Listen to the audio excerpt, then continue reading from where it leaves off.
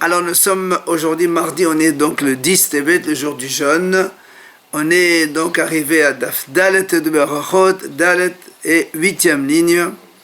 Rabbi Zira Amar, Rabbi Zira vient répondre à la question qu'on a posée hier, comment David Amel connaissait l'heure du milieu de la nuit alors que Moshe Rabbeinu ne connaissait pas puisqu'il a dit Kahatzot, vers le milieu de la nuit. Alors hier on a déjà répondu. Rabbi Zira Amar il donne une autre réponse. Il dit Moshe Le'olam Avayada. Moshe Rabbeinu il savait très bien quel était l'horaire de minuit. Mais David Nami Havayada et David aussi savait. Maintenant la Gemara dit Vichevan et David Havayada qui n'en l'a malé.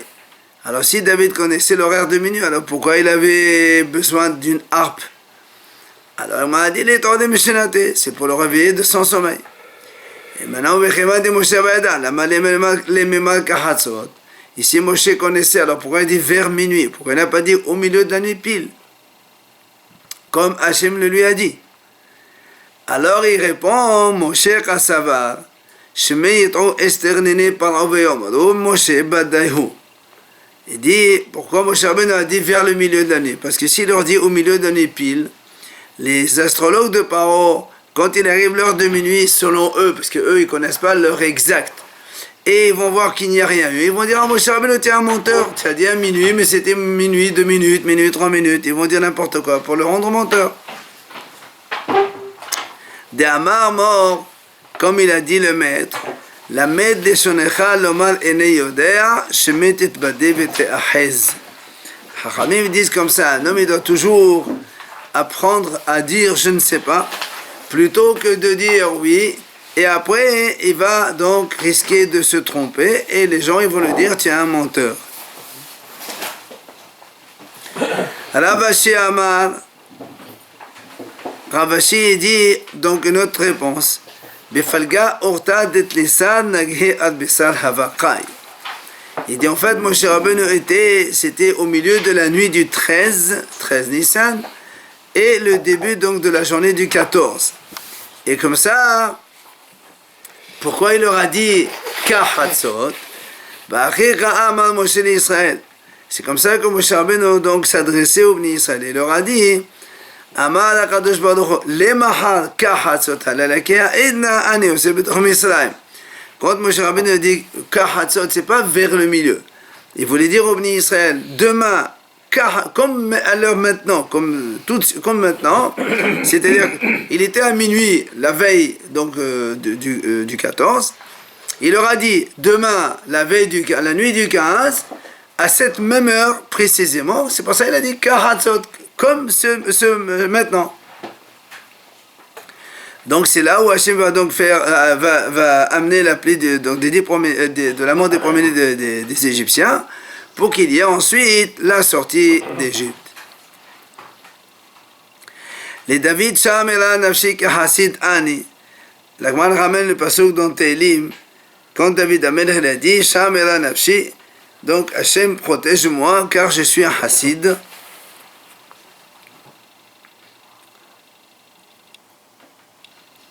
Alors, Lévi et Rabbi Yitzhak, Hat Amar Kach Amar David Vnei HaKadosh Baruch Hu. Donc, on essaie d'expliquer un petit peu ce passage, ce verset du Tehillim. Il y a Lévi et Rabbi Yitzhak. Un, il a dit, comme ça, David Amelech a dit, Vnei HaKadosh Baruch Hu devant Hachem, Ribono Shel Olam, maître du monde, Lo Hasid Ani. N'est-ce pas que je suis un Hasid? C'est en forme interrogative. Shekol Malchim Mizrahom Ha'alav Yeshenim Ad Shalosh Sha'ot. Ça veut dire que David Amelech s'adresse à Hachem, lui dit, n'est-ce pas que je suis un homme pieux, puisque tous les rois de l'Est comme de l'Ouest, ils dorment et ils se lèvent à la 3e heure de la matinée. Alors que moi, moi depuis minuit déjà, je suis debout pour donc dire tes louanges.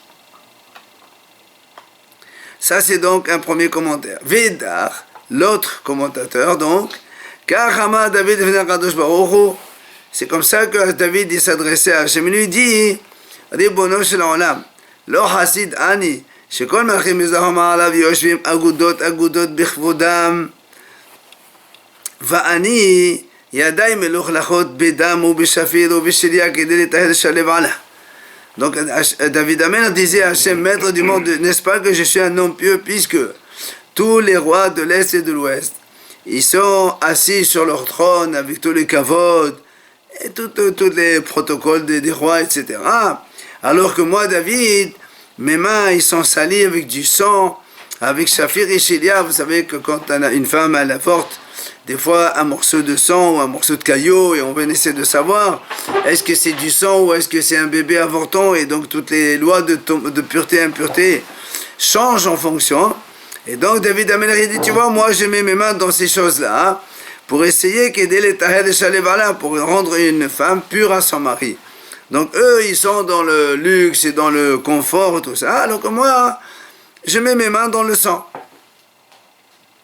ולא dit pas que ça, David המלך dit à Hachem, אלא כל מה שאני עושה, אני נמלך במפיבושת. Il dit tout ce que je fais, je demande toujours conseil à Mephibosheth, Rabbi, son rab à lui, donc le rab de David Amelech. ואומר לו, Mephibosheth, Mephibosheth. ואומר לו, et moi je lui dis à Mephibosheth, Rabbi, יפה דנתי, יפה חייבתי, יפה זיקיתי, יפה טהרתי, יפה טימאתי ולא בושתי.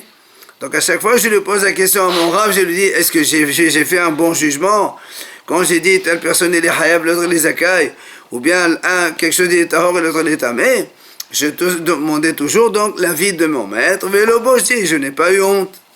Pourquoi c'est lui faire cette tâche? Il n'envoie pas les sans rab, il est terminé. Et pourquoi et quand on m'a posé une question au rab, pourquoi on lui posait? C'est le roi, lui. Et Azman, donc justement, c'est ça la grandeur, c'est qu'il était roi et que même malgré tout, il se mêlait des choses des gens. Amar Rabbi Yoshua Badi de l'avait mais Ekra, il dit, on a vu que David Amelech qui posait la question donc à son maître, il n'avait pas honte. Il dit, c'est marqué dans Télim, Ba'adabela be'edotecha, nered melachim, velo evosh. Donc tu vois bien qu'il disait David Amelech, je parlais devant des rois et je n'avais pas honte. Et la Gemara dit, Tana lo Mephibosheth shemo, ella Ishboshet shemo. Il dit, ce n'est pas, il s'appelait pas Mephibosheth, il s'appelait Ishboshet. Alors, Velama nekra shemo Mephibosheth. Pourquoi on a surnommé Mephibosheth? Shehaya mivayesh pene David bahalacha. Parce qu'il faisait honte à David dans la halacha, donc des fois apparemment quand il ne savait pas, il lui dit non ou bien, bon, il lui faisait honte. Et donc il m'a dit les ferrars, c'est pour cette raison que, puisque David Amelech il était humble à ce point-là, Zacha David ve'asa memeno Kil'av. David a eu le mérite d'avoir un enfant qui s'appelait Kil'av. Et qu'est-ce qu'il a celui-là? Ve'amar Rabbi Yohanan lo Kil'av shemo le Daniel shemo. Il dit en fait, il ne s'appelait pas Kil'av, mais il s'appelait Daniel. Alors, pourquoi on l'a surnommé Kil'av? Parce que lui, à son tour, il faisait honte à Mephibosheth dans la halacha. Donc, puisque David subissait les hontes de son maître Mephibosheth, il a eu un fils que lui-même il faisait honte à son maître, donc en retour. Et à son sujet, Shlomo HaMelech a dit, Béni,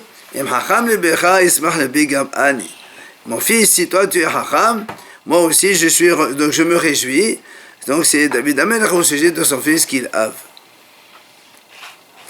Ve'omer hacham béni ve'samach lebi ve'ashiva hodfi davar.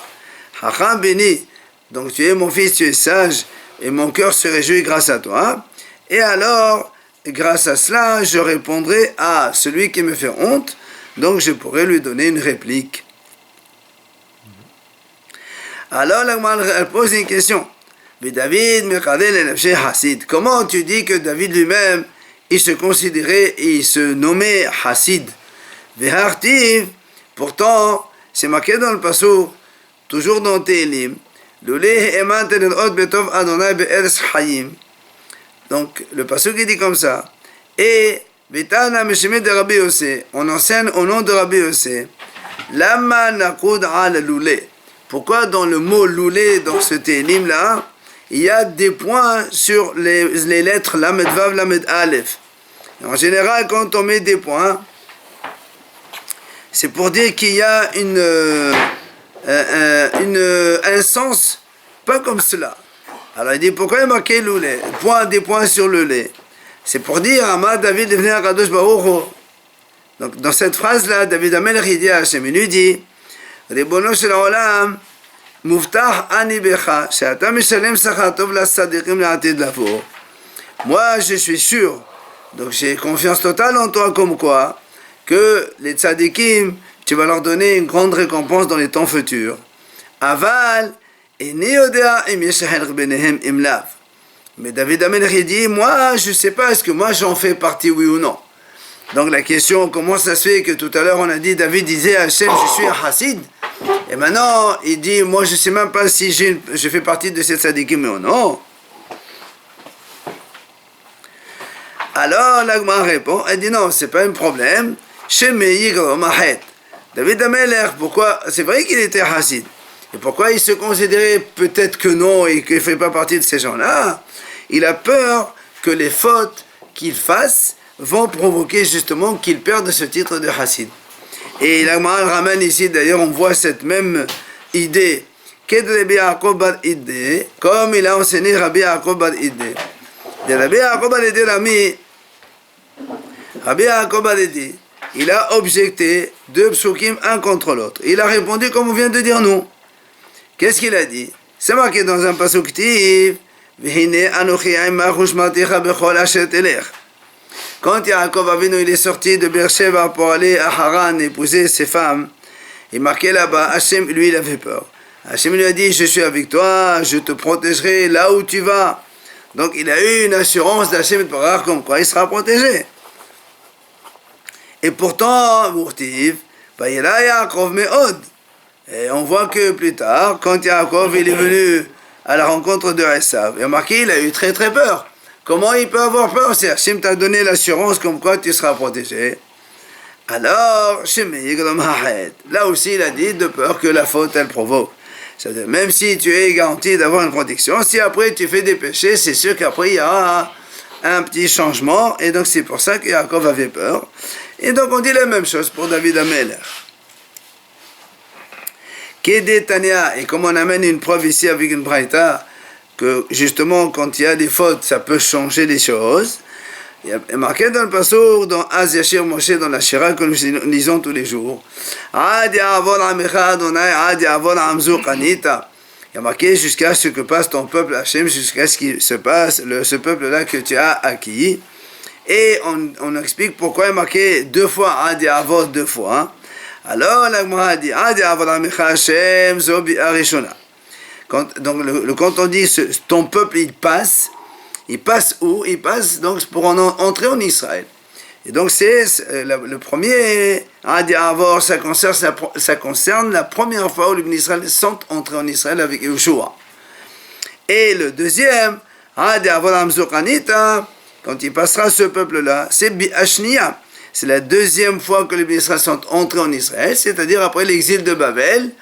Et donc ils sont retournés avec Ezra et la reconstruction du deuxième Beth Amikdash. Et donc, comme on les a mis tous les deux dans le même verset, mais quand Hachamim ont dit alors, Re'uyim hayu Israël le'asot lahem nes b'mi Ezra, keder shena'asa lahem b'mi Yoshua ben Nun.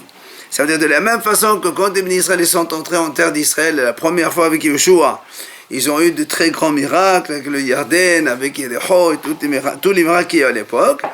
En vérité, Israël devait mériter d'avoir les mêmes miracles avec la deuxième entrée et avec Ezra. Seulement, à cause du péché, ils n'ont pas eu cela. Donc tu vois bien que le péché, des fois, il annule donc certaines choses.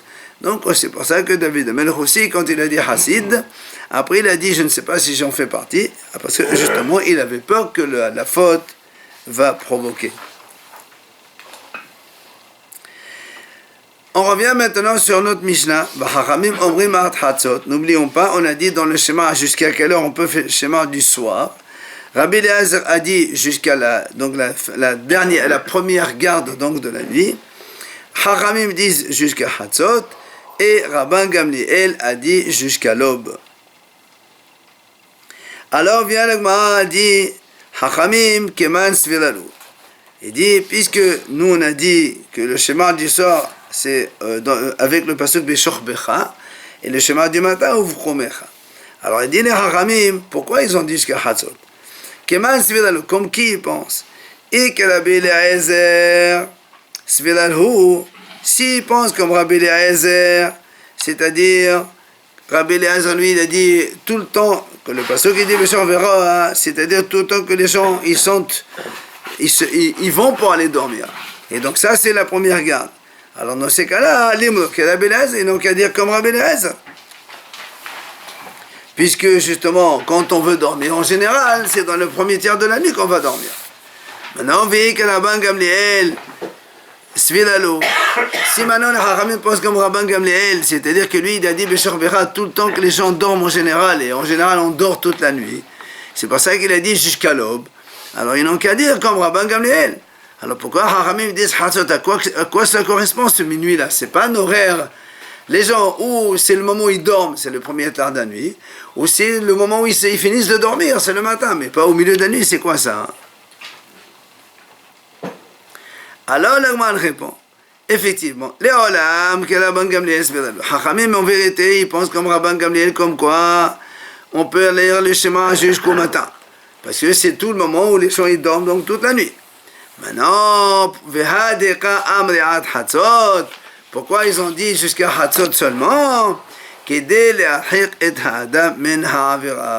Pour éloigner l'homme du péché, pour ne pas que l'homme y faute, parce que des fois on traîne, et après on va rater Haz Shalom.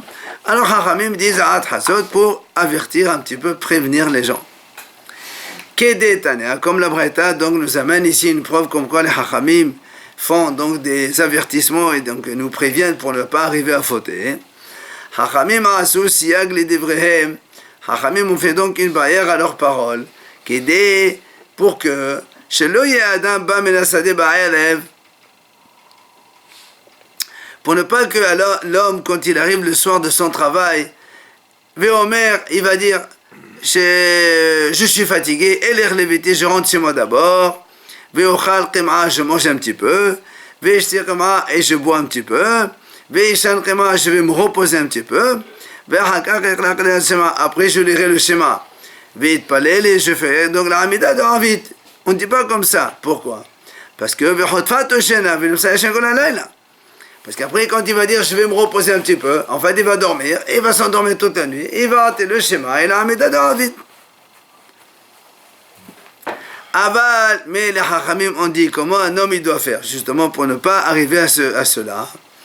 Adam ba menasade ba'erev, un homme il rentre du travail le soir. Nechnas levet hakneset. D'abord, il va directement à la synagogue. Im l'aril liqlot qodeh, v'im l'aril lishnot shoneh. V'qodeh kelat shema u'mitpalel ve'ochel plato varer. Donc s'il a l'habitude de lire donc des choses de la Torah écrite, il lit. S'il a l'habitude d'étudier des choses de la Torah orale, il étudie. Ensuite, il fait Shema et la Hamida, donc de Arvit, et après, il rentre chez lui, il mange, il fait Birkat Hamazon, et après, il va se reposer. Et la Gemara continue,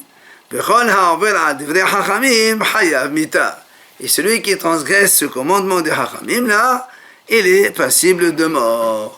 Donc, tu vois, même pour des choses habituelles, normales, c'est important d'écouter les Hachamim dans ce qu'ils nous disent, et la sanction, elle est quand même grave.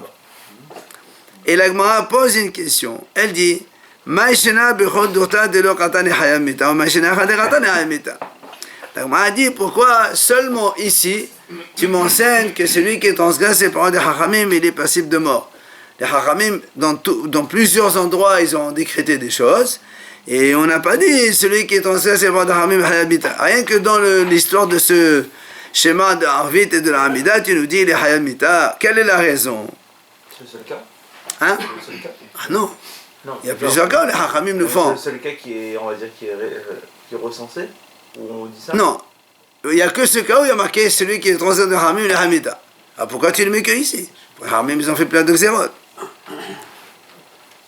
Alors le Gemara donne ici deux réponses. Eba etema mishum deka ones shena. dit, donc si tu veux dire première réponse, parce que ici il y a le oneshena, ça veut dire que il y a beaucoup, donc la tendance de dormir fait qu'un homme quand il dort après c'est difficile pour lui de se réveiller. Donc si vous voulez la faute elle est un peu plus plus court, voilà, plus elle vient facilement la faute. Et donc c'est comme si que quelqu'un il faisait exprès quoi. Veba et Temaou, deuxième réponse. Pourquoi on a dit ça ici seulement? Parce qu'à l'époque, il y avait mahloket, est-ce que la prière de Arvit elle est facultative ou est-ce qu'elle est obligatoire, la Hamida de Arvit? Et donc des gens, s'ils veulent ça, ils font ça, ils vont croire que moi c'est pas grave, même si j'ai pas fait Arvit, c'est pas grave, c'est pas obligatoire, c'est facultatif. Il dit non, c'est pour ça que les Haramim ils ont dit cette takana ici, pour nous dire que non, la prière de Arvit elle est obligatoire, et donc tu ne peux pas aller d'abord te manger et te reposer et ensuite faire Arvit, c'est pas comme ça qu'on fait, on fait de tout le contraire. D'abord on étudie, on fait Arvit et après on rentre chez soi. Amar mort. On a dit tout à l'heure, donc dans la. Hein? Si, c'est. Quand quelqu'un rentre chez soi, il peut manger, après faire vite. Ah non, justement, quand tu manges, après tu comme ça. Ah, ça va. Si tu Non, moi je peux avoir vite. Si c'est l'heure de Arvit, c'est l'heure de manger avant d'avoir fait Arvit. Non? Alors, Amar mort, on a dit tout à l'heure dans cette, justement, ce programme planning que les Hachamim nous ont donc montré ici, que comme quoi, d'abord il va à la synagogue, il étudie, ensuite il va faire Shema et ensuite il fait la Hamida de Arvit. Alors l'Agma a dit, donc on fait le Shema, donc dans cet ordre-là, Shema et ensuite la Hamida de Arvit. Alors l'Agma a dit, cet enseignement des Hachamim, mais ça y est allé le Rabbi Yohanan. Cela aide ce qu'il a dit Rabbi Yohanan. Pourquoi? Parce que Rabbi Yohanan il a dit la chose suivante. Ezeo ben haolam haba, c'est asoma geola litfila shel Arvit. Qui c'est celui qui a une part dans le monde futur? C'est celui qui rapproche la Géoula, donc Badrat Hashem Ga'al Israël, là avec la Hamida de Arvit Hashem Sefatay Teftah.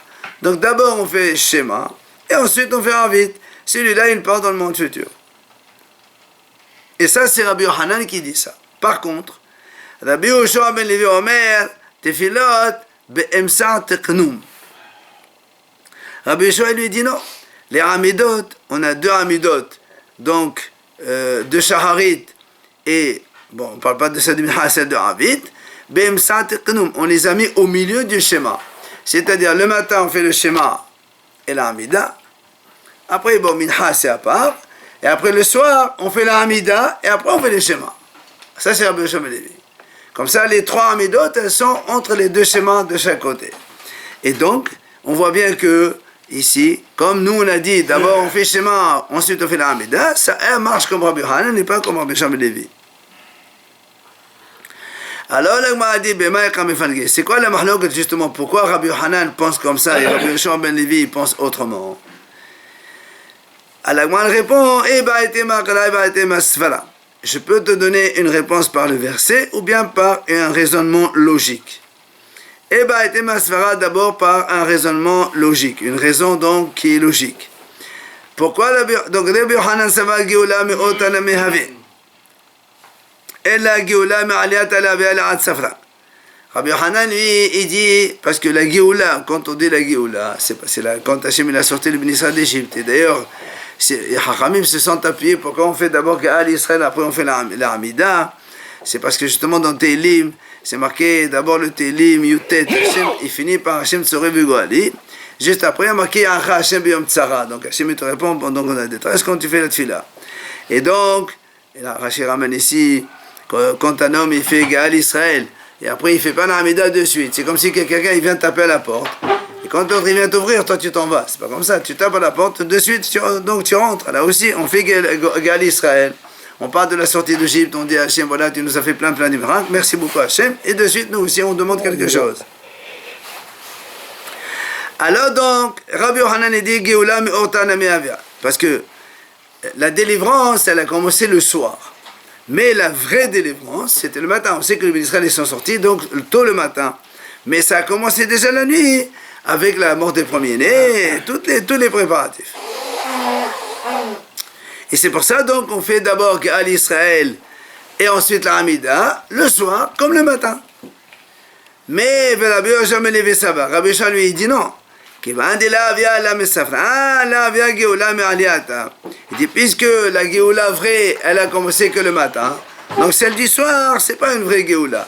Donc on n'a pas besoin de faire Gaal Israël et ensuite la Hamida derrière pour en vite. Maintenant, si tu veux une deuxième réponse, mais par le verset dans la Torah, tous les deux, ils se sont référés au même pasouk. Le même pasouk qui disait c'est marqué dans la Torah, quand tu dors et quand tu te lèves. Alors, Rabbi Yochanan Savar marqué chez Shechiva Lechema. Rabbi Yochanan dit on compare le moment de dormir avec le moment de se lever. Makima, de la même façon que quand on se lève le matin, on fait d'abord Kriyat Shema, ensuite la Hamida. Av Shechiva Nami, même quand on dort le soir, Kriyat Shema, ensuite la Hamida. D'abord Shema, ensuite la Tfila. Ça c'est donc la vie de Rabbi Yochanan. Maintenant Rabbi Yoshua ben Levi Savar, Rabbi Yoshua il pense, il dit non, Makish Shechiva Lechema, et lui il compare le moment de dormir au moment de se lever. Makima, de la même façon que quand on se lève le matin, Kriyat Shema, Samour Limitato. Donc quand on se lève, on fait d'abord le schéma. Donc le schéma il est proche du moment où on sort du lit. Même le soir quand on va dormir, il faut que le schéma il soit proche du lit. Donc lui il dit d'abord tu fais la médaille, tu fais le schéma et après tu vas dormir. C'est pour ça que tous les deux donc, ne sont pas d'accord à ce sujet et on comprend leur divergence. Alors, Métiv Mor Baré de Rabina. Mor Baré de Rabina, il vient objecter. Il dit, c'est marqué dans la Mishnah, plus loin on verra. Il dit dans le Arvit du soir, dans le schéma du soir, on sait qu'il y a deux bénédictions avant. Etc. Après il y a donc il y a deux bénédictions avant le schéma. Et il y a aussi deux bénédictions pour le schéma. Il y a Baruch Hashem Gaal Israël. Après Baruch Hashem La'at Amen. Amen. Alors il lui dit,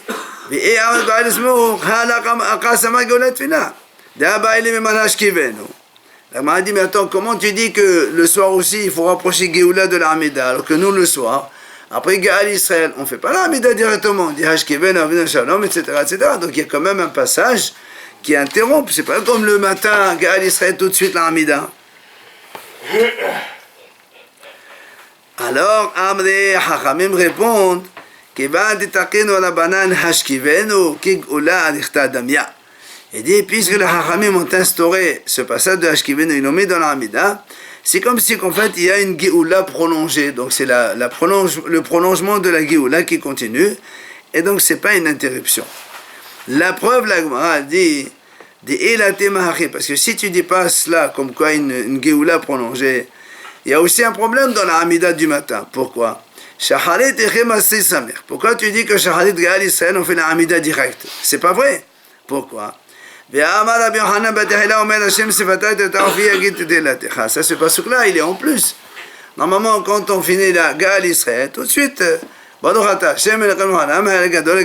tu dis Hashem Sefatat? C'est un verset qui n'a rien à voir. Et à la fin aussi, on dit et donc là aussi, il n'a rien à voir avec la Hamida. Et là,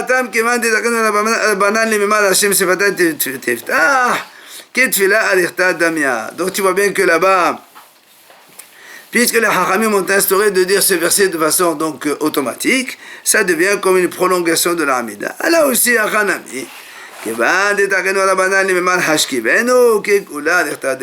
Hachamim ont instauré de dire Hashkivenu, c'est comme donc un prolongement de la Géoula, donc ce n'est pas un problème. Amad Rabbi Lazar, Amad Rabbi Avina, ils disent Hachamim comme ça. Kol ha'omer tehillah li David bechol yom, shalosh pa'amim, muftar lo shehu ben ha'olam haba. Celui qui dit donc tehillah li David dans le Chai de Melech, le Hachrel que nous connaissons, chaque jour, 3 fois par jour, il est garanti qu'il fait partie du monde futur. Alors la Gemara se pose la question, Tama, qu'est-ce qu'il y a de spécial dans ce tehillah li David? Et l'imam Meshum Diata Be'alef Bet, si tu me dis parce que les psukim ils sont dans l'ordre de l'alphabet de la Torah, Alef Bet Gimel Dalet, ok? Alors, dans ces cas-là, il lui dit, il y a mieux. Nima achète Mimedar, on n'a qu'à faire le Kufiotet de Tehillim, où tu as 8 fois Alef Bet, c'est encore mieux qu'une fois. Alors il m'a dit non, et là, tu sais pourquoi on dit Tela le David, Meshum de Edbe Poter Hetadecha. Parce qu'il y a marqué Poter Hetadecha, on m'a suivi à la comme quoi Hachem il donne à manger à tout le monde, il subvient aux besoins de tout le monde. Alors là, on m'a dit, si c'est ça, Nima Halel Agadol, on peut faire aussi le Halel, le grand Halel, là-bas où il y a marqué Dirti Binoten Amnor Basa, qui est Olam Hasdo, là-bas tout le qui est Olam Hasdo là-bas, il y a marqué aussi Noten Amnor Basa aussi. Et là, on m'a dit non, tu sais quoi, Meshum de Edbe Tate, c'est vrai. Il dit le Hachré, il a les deux, l'ordre alphabétique, plus que Hachem il donne à manger aux gens. Donc il y a les deux, c'est pour ça qu'on a préféré Tela le David. Amar Rabbi Yohanan, mais Penemal on est Amar Nun be Hachré. Alors celui qui se rappelle, quand on fait Hachré, donc on a dit ça va à le bête comme ça, après on arrive, Malchut Echa, Malchut Kol Olamim, ça c'est le même. Après le même, normalement, il y a Nun. Et tout de suite, on dit Somer Hashem L'Chonom L'Yasam, il n'y a pas Nun. Nun n'est pas. Il n'y a pas le Nun. Alors il dit Rabbi Yohanan, pourquoi il n'y a pas le Nun? Il dit, mais Pene Shishba Mapalatan, c'est le Sunnah Israël d'Artiv, Nafla Lot Osif Kum Betolat Israël. Il dit, parce que dans le Nun, ça, c'est le mot Nofel tombé. Et donc ça représente la chute d'Ibn Israël. Alors, on a enlevé ce passouk-là, on ne l'a pas mis. B'ma'ava Meta Sela Hachi. En Israël, ils répondent autrement. Ils disent Nafla velotosif linpol otrum tebelot betulat Israël. Il dit elle est tombée, elle ne retombera pas encore une fois la fille d'Israël, donc la communauté d'Israël. Amar Rav Nachman ben Ishar. Il vient Rav Nachman ben Ishar. Il dit Afilo achi, bien que donc on n'a pas eu le Nun dans ce Hachré, Hazad David Usmachan Belu Hakod Shenema Semech Adonai Lechol Hanuflim, comme on vient de dire maintenant, même si le passage qui commence par sa mère, il y a marqué Somech Hashem Lechol Hanuflim. Voilà, le Nun il est là. Donc ceux qui tombent, Hashem les soutient. C'est comme ça que David Amelech a mis donc dans le Tehillim. Amar Rabbi Elazar bar Avina, encore le même, ou Amar Rabbi Avina. Gadol ma sheneemar b'Michaël yoter ma sheneemar b'Gabriel. Il dit ce qui a été écrit à propos de l'ange Michaël, c'est plus grand que ce qui a été dit à propos de l'ange Gabriel. Pourquoi? Il dit Elo b'Michaël qui dit vayaf elai echad min haserafim. Ve'elo gabe Gabriel qui dit ve'ish Gabriel asher ra'ite b'chazon batehla mo'af bi'af v'gomer. Il dit parce que dans Michaël il y a marqué vayaf elai, donc il s'est envolé vers moi un des anges. Alors qu'au sujet de Gabriel il y a marqué et l'homme Gabriel que j'ai vu dans la prophétie, il y a marqué voler, s'est envolé. On a utilisé une seule fois le mot s'envoler. Et le deuxième, on a utilisé le mot donc s'envoler 2 fois. C'est-à-dire en un seul envol, il arrive. L'autre, il a besoin de 2 envols pour arriver. Donc, Michaël, il est plus grand. Alors, là, on m'a dit, mais maïm mashma de hayahad Michaël. Donc, Gabriel, c'est marqué Ish Gabriel. Mais dans Michaël, il y a marqué Ehad min ha-serafim, un des anges. Mais qui t'a dit que c'est Michaël? Amar Rabbi Yohanan, il a dit Rabbi Yohanan, Atia Ehad Ehad, on apprend Ehad Ehad dans 2 psukim. Kiti Bacha Baya Ofela Ehad Ben Haserafim, comme on a dit ici, le pasuk a marqué un des anges s'est envolé. Uftiv Ehatam, et dans un autre pasuk c'est marqué Vehene Michael Ehad Hasarim Arishonim Ba Le'ozreni.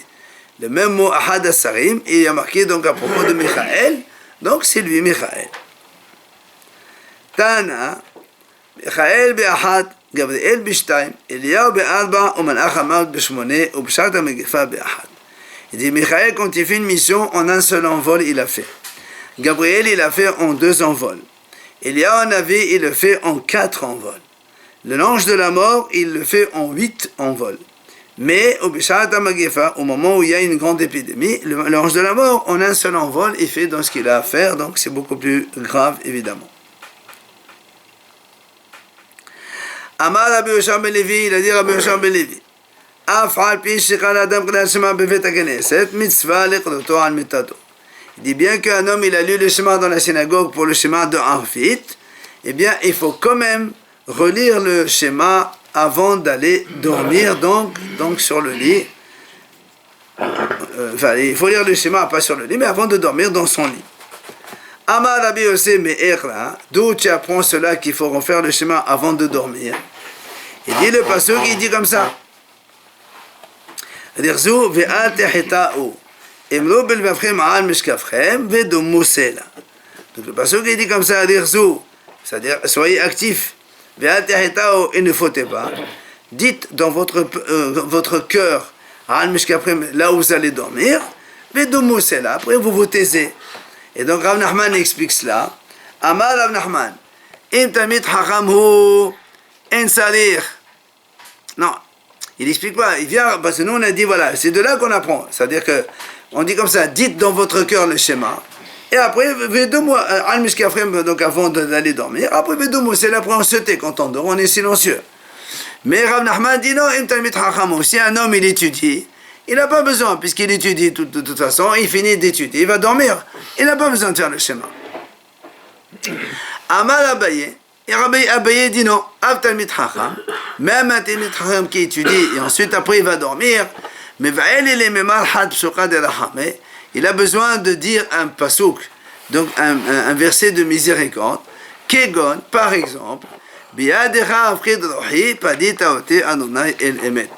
Donc, c'est-à-dire, avant de dormir, on dit à Hachem, voilà, Hachem, je confie ma neshama à toi, eh bien, tu me la rendras en étant un Dieu de vérité. C'est pour ça qu'il faut quand même dire quelque chose, même quelqu'un qui a étudié avant d'aller dormir. Enfin, pour le même pasouk, avant de passer à notre sujet, Amar Ravi Levi bar Hama Amar Rabbi Shimon ben Lakish, Le'olam yadgiz adam yisatom al Yetzer hara. Il a dit donc au nom de Rish Lakish qu'un homme il doit toujours faire énerver le Yetzer hara contre le Yetzer hara. Shene'emar Righzu ve'al tehita'u. C'est ça le passage qui dit Righzu, Reogez, c'est la colère. C'est-à-dire le Yetzer hara il doit toujours s'énerver contre le Yetzer hara pour ne pas nous permettre de fauter. Ve'al tehita'u pour ne pas fauter. Im netzecho motav. Si il a gagné comme ça le Yetzer tov, ça suffit, ça s'arrête là.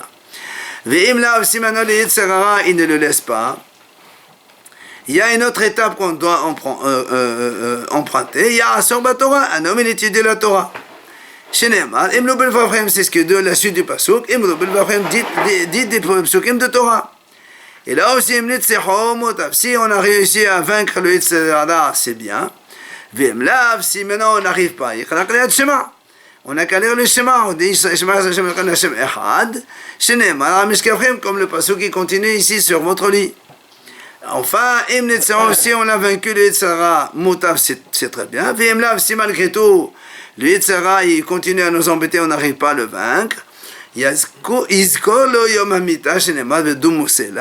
on va lui rappeler au Yetzer hara qu'un jour à l'autre, on va mourir, on va rendre compte de ce qu'on fait, évidemment. Et dans ces cas-là, on s'empêche de fauter. Comme le pasuk qui dit Domu Sela, Domu, c'est-à-dire silence, c'est on lui rappelle évidemment quand on sera complètement silencieux. C'est donc après 120 ans. Voilà.